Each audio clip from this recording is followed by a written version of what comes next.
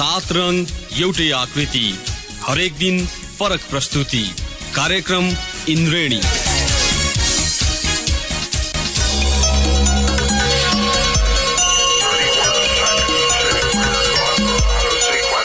नमस्कार श्रोता, रेडियो कान्तिपुरको नियमित प्रस्तुति इन्द्रेणीमा यहाँलाई स्वागत छ। सदा चाहिँ आज बिहिबार हामी आर्थिक गतिविधि समेटिएको इन्द्रेणी लिएर उपस्थित भएका छौँ। सदा चाहिँ आज पनि कार्यक्रममा हामी साताभरका प्रमुख आर्थिक समाचार, कृषि सम्बन्धी केही समाचार तथा समसामयिक विषयमा एउटा अन्तर्वार्ता प्रस्तुत गर्नेछौँ। कार्यक्रम सुरु गरौँ साताभरका प्रमुख आर्थिक समाचारबाट। नेपाल भारत अन्तर्देशीय पेट्रोलियम पाइपलाइन औपचारिक रूपमा सञ्चालनमा आएको छ। प्रधानमन्त्री केपी शर्मा ओली र भारतीय समकक्षी नरेन्द्र मोदीले आफ्नो देशबाट बटम थिचेर पाइपलाइन परियोजनाको उद्घाटन गर्नुभयो। भारतका प्रधानमन्त्री नरेन्द्र मोदीले दिल्लीबाट स्विच थिचेपछि बरौनीमा नेपाल आउने तेलको पाइप अन भएको थियो। प्रधानमन्त्री ओलीले सिंहदरबारबाट रिसिभ स्विच थिचेपछि अमलेखगञ्जमा तेल आयात सुरु भएको हो। सो क्रममा प्रधानमन्त्री ओलीले तोकिएको समयभन्दा अगावै परियोजना सम्पन्न हुनु सुखद भएको भन्दै यसले समय, लागत तथा वायु प्रदूषण समेत कम गर्न मद्दत पुग्ने विश्वास व्यक्त गर्नुभयो। नेपाल र भारत बीचको पहिलो पाइपलाइन परियोजना सफल भएसँगै अन्य स्थानमा पनि यो किसिमका परियोजना अघि बढाउन प्रेरणा मिलेको उहाँको भनाइ छ। भारतसँग रेलवे, सडक, जलविद्युत आयोजना, पुल निर्माण, कृषि, पर्यटन लगायतका क्षेत्रमा सहकार्य हुँदै आएको भन्दै ओलीले समयमै सबै परियोजना सम्पन्न भए दुवै मुलुक लाभान्वित हुने बताउनुभयो। भारतीय प्रधानमन्त्री मोदीले संयुक्त प्रयासबाट द्विपक्षीय परियोजनाले गति लिइरहेको भन्दै खुसी व्यक्त गर्नुभयो। नेपालको प्राथमिकता अनुसार विकासमा सहयोग गर्न भारत प्रतिबद्ध रहेको भन्दै उहाँले पछिल्लो समय नेपाल र भारतबीच उच्च राजनैतिक तहमा बढेको संवाद र भेटघाटलाई पनि उपलब्धिका रूपमा अर्थ्याउनुभयो। माइक्रो ब्लगिङ साइट ट्विटरमा मोदीले भन्नुभयो, विकासका लागि हाम्रो साझेदारलाई घनीभूत बनाउन र नयाँ क्षेत्रमा सहयोगहरूको विस्तार गर्दै नयाँ अवसरहरूको लाभ उठाउन हामी सफल भएका छौँ। पाइपलाइन 24 घण्टा सञ्चालन हुनेछ। पाइपलाइनको क्षमता प्रति घण्टा 294 किलोलिटरसम्मको हुनेछ। कुल 68 किलोमिटर लामो पाइपलाइनको 32.7 किलोमिटर खण्ड भारतमा पर्छ भने 36.2 किलोमिटर खण्ड नेपालमा पर्छ। नेपाल वायुसेवा निगमको 31 वर्ष पुरानो बोइङ गण्डकी दोस्रो पटक पनि लिलाम हुन सकेन। विमान खरिद गर्न प्रस्ताव गर्ने दुवै कम्पनी अयोग्य भएका छन्। निगमका सहायक प्रवक्ता सुलेख मिश्रका अनुसार एबीएन नामको इजरायली कम्पनीले इमेलबाट र अर्को प्रस्तावक कम्पनीले बिना ठेगाना बोलपत्र बुझाएकाले दुवै नेपालको कानून अनुसार अयोग्य भएका हुन्। निगमले यसअघि असार 11 गते 30 दिनको लिलामी सूचना जारी गरेको थियो। निगमले पहिलो पटक सूचना जारी गर्दा अल्फा चार्ली ब्राभो कलसाइनको सो जहाजको 61 करोड र त्यसका 600 हाराहारी स्पेयर्स पार्ट समेत गरी 87 करोड रुपैयाँ न्यूनतम मूल्य तोकेको थियो। यो पटकको सूचनामा एउटा अमेरिकी र अर्को इजरायली कम्पनीले बोलपत्र पेश गरेका थिए। दोस्रो पटकको सूचनाका आधारमा परेको बोलपत्र प्रस्तावबारे गत सोमबार बोइङ लिलाम गर्न गठन गरिएको उपसमितिले निगमका कार्यकारी अध्यक्ष मदन खरेललाई प्रतिवेदन बुझाएको सहप्रवक्ता मिश्रले जानकारी दिनुभयो। योजनाको भुक्तानीका लागि प्रदेश 2 मा मन्त्रालयका कर्मचारीले 30% सम्म कमिसन मागेको भन्दै सांसदले आपत्ति जनाएका छन्। संसदीय विकास कार्यक्रम अन्तर्गत गत वर्ष विकास निर्माणका 500 योजनामा खर्चिएको 1 अर्ब रुपियाँको भुक्तानी कमिसनकै कारण अड्किएको छ। अधिकांश योजनाको काम उधारमा गरिएको सांसदहरूले बताएका छन्। आर्थिक वर्ष 2075-76 मा संसदीय विकास कार्यक्रम अन्तर्गत प्रदेश सांसदलाई 1 करोड 50 लाख रुपियाँ विनियोजन गरिएको थियो। प्रदेशमा 107 सांसद छन्। उनीहरूले आर्थिक वर्षको अन्त्यतिर प्रदेश सरकारकै स्वीकृतिमा योजना बनाएर उपभोक्ता समिति मार्फत आफ्नो निर्वाचन क्षेत्रमा बजेट खर्च गरेका थिए। योजना सम्पन्न गरेर भुक्तानीका लागि असार पहिलो साता पेश गरिएका फाइल कमिसनकै कारण अल्झाइएको उनीहरूको आरोप छ। प्रदेश सभाको बैठकमा सत्ता पक्ष र विपक्षी दलका 15 जना भन्दा बढी सांसदले विकास बजेटको रकम भुक्तानीका लागि मन्त्रालयका कर्मचारीले 10 देखि 30% सम्म कमिसन मागेको बताए। अन्तर्राष्ट्रिय मूल्याङ्कनमा नेपाल कमजोर देखिने सम्भावना बढेसँगै सरकारले आतंकवादी क्रियाकलाप तथा सम्पत्ति शुद्धिकरण निवारण सम्बन्धी फेरि अर्को निर्देशिका जारी गर्ने भएको छ। सरकारले आगामी असोज 1 गतेदेखि लागू हुने गरी सम्पत्ति शुद्धिकरण निवारण सम्बन्धमा कम्पनीहरूलाई निर्देशिका 2076 लागू गर्ने भएको हो। यो निर्देशिका अनुसार अब सबै कम्पनीहरूले शेयर कारोबार गर्नु पूर्व ग्राहकको पहिचान विवरण सङ्कलन गरी अभिलेख राख्नुपर्नेछ। सम्पत्ति शुद्धिकरण निवारण ऐन 2064 को दफा 7 क र नियम नियमावलीको नियम 4 तथा 5 बमोजिम कम्पनीले कारोबार गर्ने व्यक्ति वा संस्थाको पहिचान तथा सोको पुष्टि गर्नुपर्ने व्यवस्था निर्देशिकाले गरेको छ। निर्देशिकाले उल्लेख गरेको ऐनको दफा 7 क मा व्यावसायिक सम्बन्ध स्थापना गर्दा, खाता खोल्दा, तोकिएको रकमभन्दा बढीको आकस्मिक कारोबार गर्दा, विद्युतीय माध्यमबाट कोष स्थानान्तरण गर्दा, उच्च जोखिमयुक्त ग्राहक तथा उच्च पदस्थ व्यक्तिले प्रत्येक कारोबार गर्दा र सम्पत्ति शुद्धिकरण तथा आतंकवादी क्रियाकलापमा वित्तीय लगानीको शंका लाग्दा कागजात, तथ्याङ्क वा विभिन्न जानकारीका आधारमा ग्राहकको सही पहिचान गर्नुपर्नेछ। कम्पनीले नाम, ठेगाना, पेशा, परिवार र रहनसहन लगायतको जानकारी नभई कसैसँग पनि कारोबार गर्नु हुँदैन, निर्देशिकाको मस्यौदामा भनिएको छ। यसैका आधारमा अब सबै कम्पनीहरूले आफ्ना शेयर सदस्य, सञ्चालक तथा अन्य कारोबार गर्ने व्यक्तिको विस्तृत विवरण तथा पहिचान खुलाउनु पर्ने भएको छ। एक वर्षमा देशैभर 4G सेवा सुरु गर्ने उद्देश्यसहित सेवा विस्तार गरिरहेको नेपाल टेलिकमले दशैं अघि कम्तीमा 20 शहरमा 4G सेवा सुरु गर्ने तयारी गरेको छ। यो माघ मसान्तसम्ममा 4G सेवा देशैभर विस्तार गर्ने योजनासहित कम्पनीले अघिल्लो वर्ष माघ 20 मा 4G विस्तारका लागि ठेक्का सम्झौता गरेको हो। नेपाल टेलिकमका प्रबन्ध निर्देशक दिल्ली अधिकारीले दशैं अघि कम्तीमा 20 प्रमुख शहरमा 4G विस्तारको तयारी भएको जानकारी दिनुभयो। उहाँका अनुसार सुरुमा सबै महानगरपालिका, उपमहानगरपालिका र धेरै जनसङ्ख्या भएका नगरपालिकामा 4G को व्यावसायिक सेवा सुरु हुनेछ। नेपालभर 6 महानगर, 11 उपमहानगर र 276 नगरपालिका छन्। 4G विस्तारको काम मध्ये कोर नेटवर्क विस्तारको जिम्मा पाएको चिनिया कम्पनी ZTE ले आफ्नो काम करिब पूरा गरेको छ।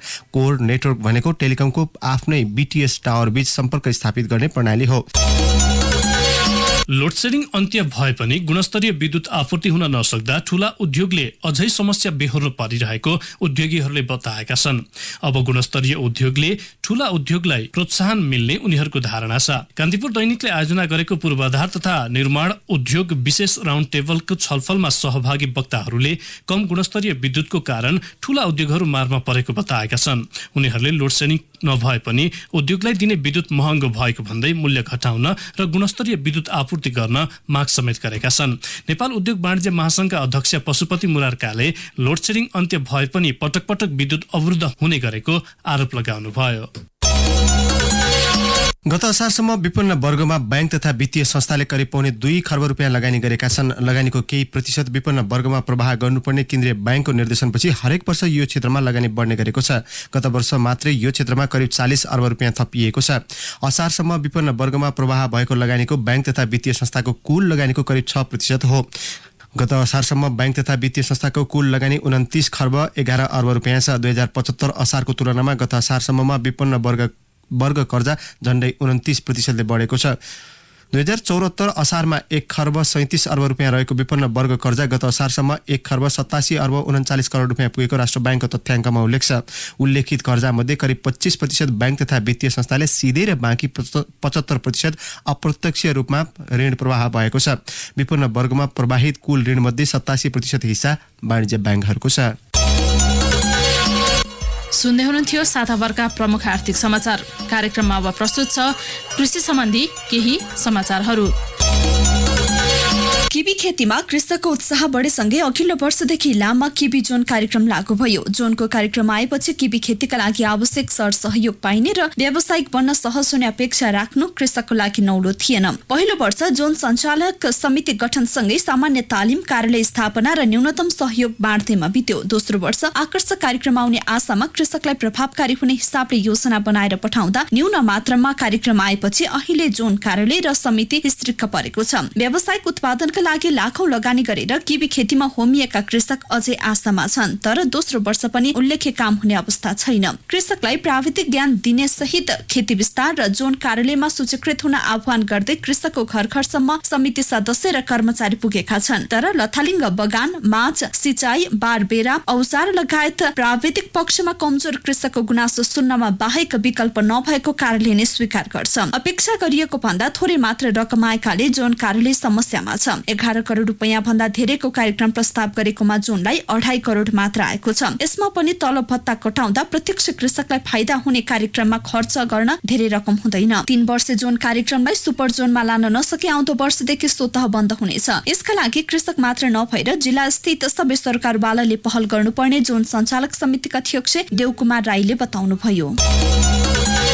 पछिल्लो 3 वर्षमा झापामा 1 सुपर जोन र 3 जोन कार्यक्रम घोषणा भएका छन्। जिल्लामा धान सुपर जोन, सुपारी र रबर जोन कार्यक्रम कार्यान्वयनमा छ। यो वर्ष मकै जोन थपिएको छ। धान सुपर जोन 3 वर्षदेखि कार्यान्वयनमा रहे पनि लक्ष्य अनुसार अझै अघि बढ्न सकेको छैन। अनुदानमुखी कार्यक्रमले किसानलाई लोभी बनाएको छ। स्वतस्फूर्त भन्दा पनि अनुदानको लोभमा धान खेती गर्ने किसानको संख्या उच्च छ। खेतीमा प्रविधिको प्रयोग बढेको छ, तर पनि किसान धान खेतीलाई दीर्घकालीन बनाउने सोचमा देखिँदैनन्। 2 वर्षदेखि कचन कबल गाउँपालिकामा मात्र सीमित रहेको धान सुपर जोन यो वर्षदेखि जिल्लाका 15 वटा स्थानीय तहमा विस्तार भएको छ। सुपर जोनको प्रमुख उद्देश्य किसानलाई चक्लाबन्दी खेतीतर्फ आकर्षित गर्नु हो, तर सुपर जोन क्षेत्रमा कुनै किसानले चक्लाबन्दी अनुसार धान खेती गरेका छैनन्। धान सुपर जोन कार्यान्वयनमा रहे पनि पर्याप्त प्राविधिक अभाव छ। सीमित प्राविधिकले नै किसानको माग पूरा गर्न सकिरहेका छैनन्।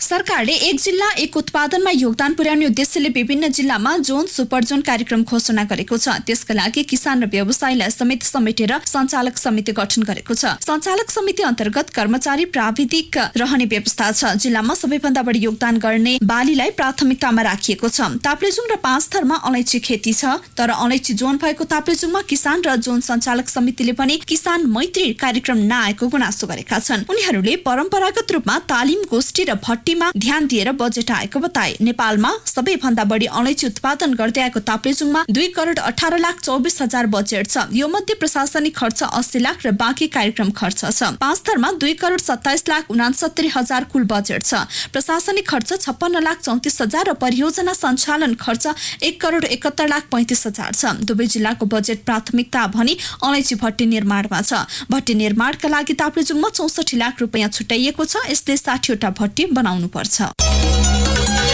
निर्यातयोग्य कृषि उपजका रूपमा उल्लेख्य भूमिका निर्वाह गर्दै आएको चियामा सरकारी नजर अझै पर्न सकेको छैन। व्यापार घाटा कम गर्न महत्त्वपूर्ण मानिएको चिया क्षेत्रलाई प्रविधि मैत्री बनाउनु पर्ने आवश्यकता भए पनि सरकारले भने अझै पर्याप्त ध्यान नदिएको हो। चिया तथा कफी विकास बोर्डमा आउने बजेट र कार्यक्रम पनि वर्षेनी घटाउँदै लगेको छ। चिया रोप्नेदेखि काटछाँट गर्ने र प्रशोधनका लागि दक्ष प्राविधिकको अभाव हुँदा कृषकले भने अनुसारको गुणस्तर कायम गर्न सकिरहेका छैनन्। त्यसले उत्पादनमा पनि समस्या आउने गरेको छ। ठूला चिया कारखानामा भारतीय प्राविधिक ल्याएर प्रशोधनको काम गराइन्छ। साना र मझौला कारखानामा स्थानीय स्तरबाट परिपूर्ति हुने गरेको छ। अनुभवका आधारमा काम जानेकाहरूले नै चियाका विभिन्न पक्षमा प्राविधिकको भूमिका निर्वाह गर्दै आएका छन्। चिया रोप्नेदेखि प्रशोधन र प्याकेजिङ सम्ममा अझै पनि प्रविधि मैत्री बनेको पाइँदैन। विश्व बजारमा गुणस्तरीय र विभिन्न थरीका चियाको माग छ। त्यसका लागि चाहिने आवश्यक जनशक्ति सहित प्राविधिक उपकरणको प्रयोग पर्याप्त हुन सकेको छैन। झापाको भद्रपुरमा चिया व्यवस्थापनको पढाइ हुन थालेपछि यस क्षेत्रका प्राविधिकहरू बढ्ने अपेक्षा गरिएको थियो, तर अहिले पढाइ रोकिएको छ। त्यहाँ अध्ययन गरेका मध्ये अधिकांश चिया क्षेत्रमा नै कार्यरत रहे पनि आवश्यकता भन्दा निकै कम छन्। माटो परीक्षणदेखि प्रशोधन, टेस्टिङ र प्याकेजिङ सम्ममा आवश्यक पर्ने प्राविधिक ज्ञान र सामग्रीको पहुँच कृषक स्तरसम्म पुग्न सकेको छैन। कुन उचाइमा कुन प्रजातिको चिया रोप्ने, त्यसलाई चाहिने आवश्यक मलखात, काटछाँटको व्यवस्थापन जस्ता विषय कृषकले देखेकै भरमा गरिरहेका छन्, जसबाट गुणस्तरीय र पर्याप्त चिया उत्पादन हुन कठिन छ। जिल्लामा 15,000 धेरै चिया कृषक छन्। 10 रोपनीदेखि 100 रोपनीसम्म चिया रोपण गर्ने कृषकले चाहे जस्तो प्रविधि प्रयोग गरेकै छैनन्। साताभरका प्रमुख आर्थिक समाचार तथा कृषि सम्बन्धी केही समाचारपछि कार्यक्रममा अब भने पालो भएको छ ब्रेकको। ब्रेकपछि हामी नेपाल भारत अन्तर्देशीय पेट्रोलियम पाइपलाइनबाट व्यावसायिक रूपमा पेट्रोलियम पदार्थ आयात हुन थालेको सम्बन्धमा नेपाल आयल निगमका प्रवक्ता वीरेन्द्र गोइतसँग गरिएको कुराकानी लिएर उपस्थित हुनेछौँ। ब्रेकपछि यहाँलाई पुनः स्वागत छ। यहाँहरू सुन्दै हुनुहुन्छ कार्यक्रम इन्द्रेडी अन्तर्गत आज बिहिबार हामी आर्थिक गतिविधि प्रस्तुत गरिरहेका छौँ। ब्रेक अगाडिको कार्यक्रमको पहिलो खण्डमा यहाँले साताभरका प्रमुख आर्थिक समाचार तथा कृषि सम्बन्धी केही समाचार सुनिहाल्नुभयो। कार्यक्रममा अब भने पालो भएको छ एउटा अन्तर्वार्ताको। नेपाल भारत अन्तर्देशीय पेट्रोलियम पाइपलाइनबाट व्यावसायिक रूपमा पेट्रोलियम पदार्थ आयात सुरु भएको छ। प्रधानमन्त्री केपी शर्मा ओली र भारतीय समकक्षी नरेन्द्र मोदीले आफ्नो देशबाट बटन थिचेर पाइपलाइन परियोजनाको उद्घाटन गर्नुभएको थियो। सो पेट्रोलियम पाइपलाइनबाट हाल दैनिक 192 किलोलिटर डिजेल आइरहेको नेपाल आयल निगमले जनाएको छ। पाइपलाइनबाट डिजेल आयात गर्दा वातावरणीय अनुकूल लगायत वार्षिक 1 अर्बभन्दा बढी फाइदा हुने निगमले जनाएको छ। यसै सन्दर्भमा हामीले निगमका प्रवक्ता वीरेन्द्र गोइतलाई पाइपलाइनबाट हुने इन्धन आयातबाट के फाइदा हुन्छ भनी सोधेका छौं। वातावरण फ्रेन्डली भयो, जस्तो त्यहाँबाट पठायो त्यस्तै आयो, जुन बेला पठायो त्यही बेला आउँछन्। यो जस्तो कस्टको हिसाबले पनि सस्तो हुन्छ। ढुवानी खर्च मात्रै कम हुने हो अथवा अन्य खर्चहरू पनि कटौती हुन्छ? कि हामीले प्रोडक्ट चाहिँ बरौनीबाट अम्लेगञ्ज ल्याउँथ्यौँ र रक्सोलबाट अम्लेगञ्ज ल्याउँथ्यौँ भनेपछि बरौनीबाट अम्लेगञ्जसम्म जुन ट्याङ्करबाट ल्याउँथ्यौँ त्यो कस्ट चाहिँ सेभ हुन्छ। कति जति सेभ हुन्छ अहिले वार्षिक करिब 1 करोडभन्दा माथि नै हुन्छ। अब एक्ज्याक्ट हिसाबमा त्यो निकाल्न त्यो भइसकेपछि थाहा हुन्छन् हैन, तर 1 करोडभन्दा माथि नै हुन्छ। जस्तो यो पेट्रोलियम पाइपलाइनबाट पहिलो चरणमा चाहिँ तपाईँले अहिले डिजेल ल्याइरहनु भएको छ, कति परिमाणमा ल्याउनु भएको छ? यो मल्टी प्रोडक्ट पाइपलाइन हो, यसमा अरू प्रोडक्ट पनि ल्याउन सक्ने अवस्था हुन्छन्। तर कुरो के आयो कि खपत पहिले हेर्नु पर्यो, हाम्रो माग के हो त? माग हेर्दाखेरि सबभन्दा बढी माग चाहिँ डिजलकै हो। त्यसर्थ अहिले सुरुवाती फेजमा र भनौँ न यो यसलाई ट्रान्जिट पिरियड भनौँ या यसलाई सुरुवातको फेजमा जुन आउँछन् त्यसमा चाहिँ हामीले माग अनुसार डिजल नै ल्याउन सोचे हो र पछिको अवस्था जे हुन्छ त्यो अवस्थामा गरौँला। यो क्षमता चाहिँ के छ, कतिसम्म क्षमता छ यो ल्याउन सकिने? हैन, यसमा 2-3वटा कुरो छ। अहिले स्टार्टिङमा 192 KL प्रति घण्टा चाहिँ आउने अनुमान गरिएको या डिजाइनमा भयो। 192 किलोलिटर आउँछ प्रति घण्टा प्रति घण्टा। हजुर। पछि गएर यो 292 KL प्रति घण्टा आउँछ। पछि भन्दाखेरि मैले भन्न खोजेँ कि मोतिहारीमा पम्पिङ स्टेसन मोतिहारीका डिपो उसको बनिसकेपछिको अवस्थामा त्यो आउँछ। कति घण्टा पाइपलाइन चल्छ त्यसमा भर पर्छ। तपाईँ 8 घण्टा चलाउने हो कि 16 घण्टा चलाउने हो कि 24 घण्टा चलाउने हो कि हैन, त्यो सबै यावत विषयहरूलाई अध्ययन गर्दै लैजाने हो हामीले।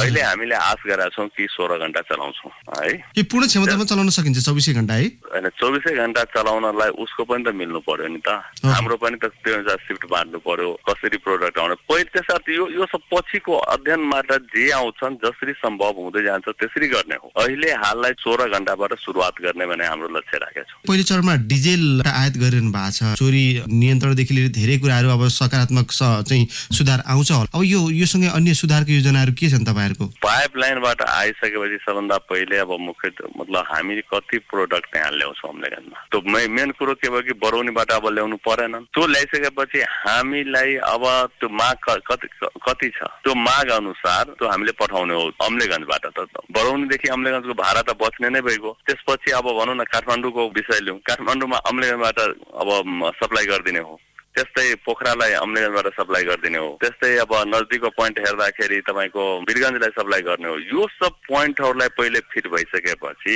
र त्यसबाट बाँकी रहेको यदि रहेछन् भने त्यसपछि अन्य लोकेसनहरूमा पनि इकोनोमिकली हेरेर चाहिँ सप्लाई गरिन्छ हैन। यो भइसकेपछि पुनः चाहिँ यो पाइपलाइन अरू ठाउँ पनि कसरी जोड्ने, त्यही पाइपलाइनबाट भनौँ न पत्लियाबाट त्यो तपाईँको जनकपुरलाई कसरी जोड्न सकिन्छ, त्यसै काठमाडौँलाई कसरी त्यहीबाट। जस्तो अब काठमाडौँ अहिले त हाम्रो के छ भने ट्याङ्करबाट ढुवानी गर्ने त छ नि, अम्लेगञ्जबाट काठमाडौँसम्म त ट्याङ्कर ढुवानी छ। यो अपरेसन भइसकेपछि यसको अभ्यास र यसको एक्सपिरियन्स हामीलाई भइसकेपछि पछि चाहिँ मतलब भनौँ न काठमाडौँसम्म पनि पाइपलाइन ल्याउनलाई त्यो मद्दत गर्छ र त्यो विषय पनि हामी अध्ययन गर्छौँ। त्यस्तै चितवनसम्म पनि पाइपलाइनको कुरोहरू चलिरहेको छ, त्यहाँसम्म पनि पाइपलाइन ल्याउनु। त फर्स्ट फेजको जुन पाइपलाइनको त्यसको यो त नौलो विषय थियो हाम्रो लागि। यो विषयमा अध्ययन भइसकेपछि अलिक फर्दर प्रोसेसहरू अगाडि बढ्छ। मुख्य क्षेत्रहरूमा चाहिँ पाइपलाइनबाट नै पेट्रोलियम वितरण गर्ने तयारीमा हुनुहुन्छ? त्यसको सोच राखेको छु, पहिले यसको अध्ययनबाट यसको एक्सपिरियन्सबाट अगाडि बढ्ने हो। अब सुन्दै हुनुहुन्थ्यो नेपाल आयल निगमका प्रवक्ता वीरेन्द्र गोइतसँग गरिएको यो कुराकानी। हवस् त श्रोता, यिनै प्रसङ्ग सहित आर्थिक गतिविधि समेटिएको इन्द्रडी आजलाई यति नै। फरक विषयवस्तु सहितको इन्द्रडी लिएर भोलि पुनः उपस्थित हुने नै छौँ। तबसम्म न्युज डेस्कका सम्पूर्ण सहकर्मी सहित अनिल र म प्रतीक्षा बिदा हुन्छौँ। नमस्कार, शुभरात्रि। सूचना र मनोरञ्जनको संवाहक रेडियो राष्ट्रको रेडियो कान्तिपुर।